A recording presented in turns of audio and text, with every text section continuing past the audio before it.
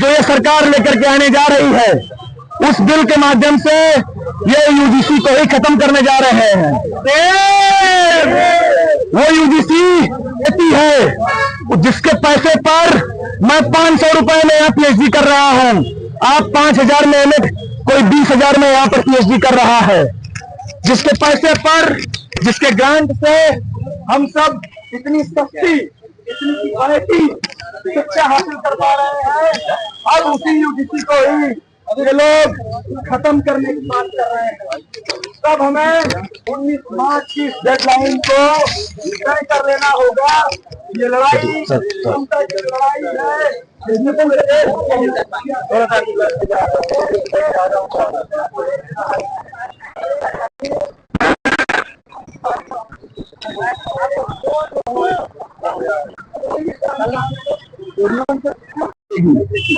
इसी जातिगत भेदभाव की वृद्धि के खिलाफ, उत्पीड़न के खिलाफ, इसी दमन के खिलाफ ये यूजीसी का रेगुलेशन आया हुआ था।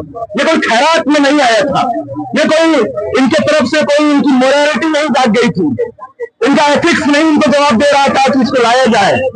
लेकिन हमारे जो साथी लगातार शहादत दे रहे थे, लगातार लड़ रहे थे, रोहित वेमुला की जो मां लड़ रही थी, उनकी लड़ाइयों का एक परिणाम था कि इस देश की सर्वोच्च न्यायिक व्यवस्था को मजबूर होकर के, बेबस होकर के कहना पड़ा कि हमारे विश्वविद्यालयों के क्या हालात है, वोट जारी की जाए। उस रिपोर्ट में निकल करके आया कि जो हमारे विश्वविद्यालय हैं वो बदहाल स्थिति में है, वो टॉर्चर चैम्बर के रूप में तब्दील हो चुके हैं। जो हमारे विश्वविद्यालय हैं, उन विश्वविद्यालयों में अगर आप वंचित तबके से आते हैं, अगर आप मार्जिनलाइज सेक्शन से आते हैं, आप एससी हैं, एसटी हैं, आप ओबीसी हैं, आप महिला हैं, तो आपको हैरेस किया जाएगा और हैरेसर्स को उनकी सुरक्षा की पूरी गारंटी होगी, लेकिन जो विक्टिम होगा उसको पूरी तरीके से हतोत्साहित कर दिया जाएगा, उसे किसी भी प्रकार की सुरक्षा नहीं दी जाएगी। इसी के खिलाफ यूजीसी का रेगुलेशन आया हुआ था। इसी के खिलाफ ये लड़ाई शुरू हुई थी कि इस तरह के अन्याय हम कतई बर्दाश्त नहीं कर सकते हैं। आज हम लोग जिस समय में ये बात कर रहे हैं, समय में हम लोग ये समता सम्मेलन कर रहे हैं, तब पूरी दुनिया युद्ध के मुहाने पर खड़ी है। हम ये देख रहे हैं कि पूरे वैश्विक स्तर पर एक जबरदस्त लड़ाई चल रही है, उसका खामियाजा हमारा देश भी भुगत रहा है। हमारे घरों में चूल्हा जलेगा कि नहीं जलेगा, उसका संकट आ गया है। और वो संकट इसलिए नहीं आया कि भारत भी डायरेक्ट रूप से उसमें शामिल है, बल्कि सरकार की नीतियों के कारण। ये सरकार हमलावरों के पक्ष में जब खड़ी और उन हमलावरों के पक्ष में खड़े होने का जो नतीजा आया कि आप देखिए 5,000 साल की जो विरासत रही है हमारी ईरान के साथ, या शांति का जो देश का संदेश रहा है, जो संप्रभुता को सुरक्षित करने का हमारा जो नारा रहा है, जो हम सदियों से देते आए हैं और शोषितों का नेतृत्व करते आए हैं, आज जब हमारी सरकार उस लीक से हट गई है तो हमारी हालत ये हो गई है कि आज हम लोग मजबूत स्टैंड न लेने के कारण अंतर्राष्ट्रीय स्तर पर पूरी तरीके से सरेंडर है और हमारे घरों में चूल्हा जलेगा कि नहीं जलेगा, इसमें एक बड़ा सवाल हम सबके समक्ष आ गया है। शोषितों के साथ न खड़े होकर के जब करने वालों के पक्ष में खड़े होंगे तो उसका खामियाजा भुगतना पड़ेगा आपको। इतिहास इसकी गवाही देता है। अमेरिका में हमने देखा, अमेरिका में कि जब ब्लैक के साथ शोषण हो रहा था, उनका एक्सप्लॉयटेशन हो रहा था, वोटिंग राइट्स नहीं दिए जा रहे थे, उनको ह्यूमन बीइंग के रूप में ट्रीट नहीं किया जा रहा था, तो पूरा अमेरिका सिविल वार के रूप में तब्दील हुआ और उसका खामियाजा पूरी दुनिया को भुगतना पड़ा। हमने देखा अपने पड़ोसी देश नेपाल में हुक्मरानों का क्या हश्र हुआ, हमने देखा अपने पड़ोसी देश बांग्लादेश में, हमने देखा श्रीलंका में कि जो लोग भी आतताइयों के पक्ष में हैं, शोषण करने वालों के पक्ष में खड़े हुए हैं, उनका हश्र, उनका जो अंजाम है वो बहुत भयानक हुआ है।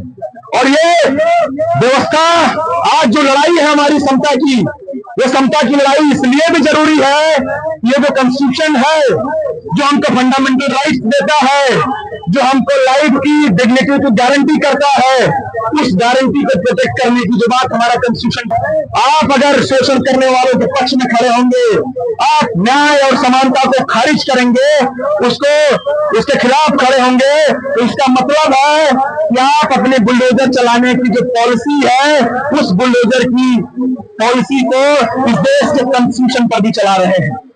इसका मतलब है कि आपको इस देश के संविधान की चिंता नहीं है। इसका मतलब है कि आपको समता और न्याय की चिंता नहीं है। हमने देखा कि जब ब्लैक लाइव्स मूवमेंट चला तो जिन लोगों ने ये बात कही कि हमारे पूर्वज कभी इस तरह का शोषण करते थे, उन लोगों ने घुटनों के बल पर आकर के कहा कि ऐतिहासिक रूप से अन्याय हुआ है। उन लोगों ने झुक करके कहा कि ऐतिहासिक रूप से गलती हुई है और हम इस पीढ़ी के लोग उस गलती को स्वीकार करते हैं। उसके लिए जरूरी मैकेनिज्म, उसके लिए जरूरी रेडरेशन ग्रीवेंसेस को रिड्रेस करने की पूरी कोशिश की जाने की मांग करते हैं। वो लोग सड़कों पर आए, लेकिन हमारे यहाँ उस ऐतिहासिक अन्याय को जस्टिफाई करने की कोशिश हो रही है। जो विषमता हमारे समाज में है, जो खाई हमारे समाज में बनी हुई है, उसको पाटने की बजाय और गहरी करने की कोशिश की जा रही है। तब हम लोग ये बात कह रहे हैं, इलाहाबाद की सरजमी से, इस धरती से समता की, न्याय की आवाज बुलंद करके हम लोग ये बात कह रहे हैं कि हम अपने देश के संविधान में जो सामाजिक न्याय की गारंटी की बात है, उस गारंटी के लिए हम लोग यहाँ इकट्ठा है। और ना तो सुप्रीम कोर्ट को और ना ही मौजूदा इस सरकार को हम ये अनुमति देंगे कि वो हमारे लोगों पर शोषण करने वालों के पक्ष में खड़ी हो। कल 19 मार्च को जब इस पर निर्णय आएगा तो ये देखना होगा कि सुप्रीम कोर्ट में बैठे जज वो किस तरफ खड़े हैं। अगर वो यूजीसी रेगुलेशन को लागू करने की बात करते हैं तो हम लोग उनका स्वागत करेंगे, लेकिन उसमें भी हमारी लड़ाई यहां रुकने वाली नहीं है, क्योंकि अभी जिस फॉर्म में ये यूजीसी का रेगुलेशन आया है, ये अपने आप में बहुत इनएफिशिएंट होगा। ये डिस्क्रिमिनेशन की बात करता है, ये इसको बताता है कि कैंपसेस में भेदभाव को रोकने के लिए एक मैकेनिज्म बनाया जाएगा, एक इक्विटी कमेटी बनेगी, 10 सदस्यों की एक कमेटी बनेगी। लेकिन ये बिल उसके आगे नहीं बताता कि उस 10 सदस्यों की कमेटी में वो 10 लोग कौन लोग होंगे। उन 10 लोगों में क्या सोशल जस्टिस बहाल होगा, उन 10 लोगों में क्या SC ST OBC कम्युनिटी के लोग होंगे कि नहीं होंगे, ये बात हमको करनी होगी। सुप्रीम कोर्ट का डिसीजन अगर हमारे पक्ष में आता है तो हमको इसकी भी बात करनी होगी कि इसको और अकाउंटेबल बनाया जाए। ये और अकाउंटेबल इस तरह से बनेगा कि हम में से, हम सब में से, हम छात्रों के बीच से एक चुना हुआ इलेक्टेड रिप्रेजेंटेटिव इस बॉडी का मेंबर बने, एक चुना हुआ शख्स इस बॉडी का मेंबर बने, ताकि जब वो उसमें रहे तो ज्यादा अकाउंटेबिलिटी के साथ वो इस तरह के हैरेसमेंट, इस तरह के डिस्क्रिमिनेशन को प्रिवेंट कर सके, रोक सके, उस पर कार्रवाई कर सके। हमको इस बात को भी इंश्योर करना होगा कि उसको जो हेड करेंगे, क्या हेड ऑफ द इंस्टीट्यूशन, वो उसी इफेक्टिवली तरीके से इस तरह के मसले पर अपने विभाग के लोगों के ऊपर कार्रवाई कर सकते हैं कि नहीं, इसको भी हमको एग्जामिन करना होगा, समझना होगा। सिविल सोसाइटी के लोगों को भी उसमें शामिल करने की बात होगी। इक्विटी स्क्वाड की उसमें बात है कि एक स्क्वाड होगा जो कैंपस में घूम घूम करके देखेगा। हमने एंटी रोमियो स्क्वाड देखा है, और एंटी रोमियो स्क्वाड क्या करता है कि जहां भी कहीं लड़के लड़कियां बैठे हुए मिल जाएं, उनको जाकर के हैरेस करता है। तो क्या ये इक्विटी स्क्वाड इसी तरह से मिसयूज होगा हमारे कैंपसेस में, ये भी सवाल हमको पूछना होगा। कल 19 मार्च को ये जजमेंट अगर हमारे पक्ष में आता है तो इसका स्वागत करते हुए इसको रोहित एक्ट की तर्ज पर लागू करने की लड़ाई को हम लोग आगे बढ़ाएंगे। अगर हमारे पक्ष में नहीं आता है तो हम लोग एक बार फिर से ये बात कह देंगे कि ये हीला हवाली और ये सोशल जस्टिस की नाफरमानी हम बर्दाश्त नहीं करेंगे। हमने इसी देश में 2 अप्रैल का आंदोलन देखा है, हमने इसी देश में CA NRC के खिलाफ महिलाओं, नौजवानों का आंदोलन देखा है। हमने इसी देश में 3 कृषि कानून के खिलाफ आंदोलन देखा है। पूरी दुनिया के इतिहास में, पूरी दुनिया के संसदीय इतिहास में 3 कृषि कानून पर भाजपा की मोदी सरकार के द्वारा उसको लागू करने और पुनः संसद में बिल पास करके उसको वापस लेने की घटना ऐतिहासिक है, अनप्रेसिडेंटेड है। ऐसी घटना आपको पूरी दुनिया में नहीं मिलेगी कि संसद से कानून पास होता है और उसी संसद से कानून को वापस लेना पड़ता है। ये ताकत, ये क्षमता, ये ताकत, ये ताकत, ये क्षमता हमारे आंदोलनों की है। ये ताकत इस देश की जनता की है। ये ताकत आप जैसे लोगों के, लड़ने वाले लोगों की वजह से है। और वो ताकत आज हम लोग जगह जगह, जो देश भर में महीनों से आंदोलन करके, कन्वेंशन करके, सम्मेलन करके हमने जो इस देश को झकझोरा है, वो ताकत दिखाती है कि इस सरकार को, सत्ता में बैठे हुए लोगों को अगर समता और न्याय के पक्ष में नहीं खड़े होंगे तो उससे भी बड़ा आंदोलन किया जाएगा और इनको घुटनों के बल पर आना होगा। यूजीसी एक्ट, रोहित एक्ट को हम लोग लेकर के रहेंगे। साथियों, लंबी सभा होनी है, बहुत धैर्य के साथ हमारे तमाम साथी ये आए हुए हैं, डीयू से चल करके आए हुए हैं।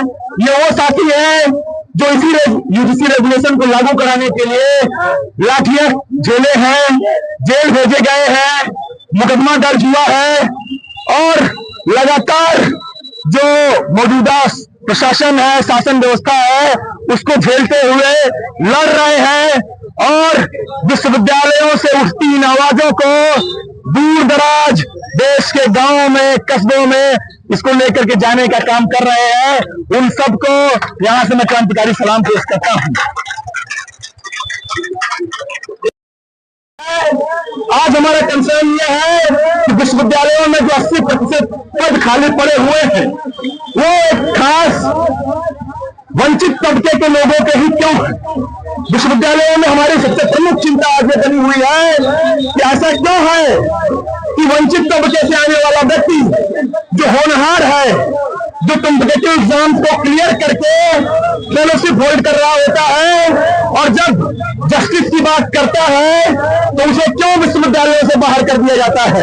आज हमारी चिंता ये है, हमारी चिंता ये है कि क्यों रोहित वेमुला, पायल तड़वी, दर्शन सोलंकी जैसे तमाम साथियों को शहादत देनी पड़ती है, आत्महत्या करनी पड़ती है। ये हमारी चिंता है। हमारी चिंता आज भी ये है कि क्यों इलाहाबाद विश्वविद्यालय में डॉक्टर विक्रम हरिजन जब अपनी बात कहते हैं, जब इस देश में मौजूद सामाजिक विषमता को उजागर करने की बात करते हैं, तो उनको नोटिस पकड़ा के कहा जाता है कि क्यों तुम्हें सस्पेंड कर दिया जाए।